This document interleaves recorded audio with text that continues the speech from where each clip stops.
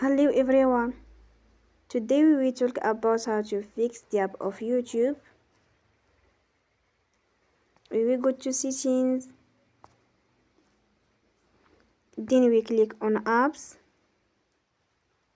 After that we will search the app YouTube. And then we click. Then we will on force stop.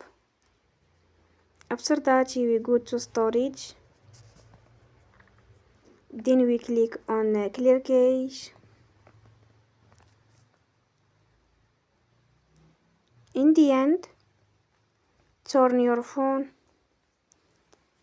and you will recharge your phone again. Don't forget to support us by like and subscribe. See you next time and thank you for watching.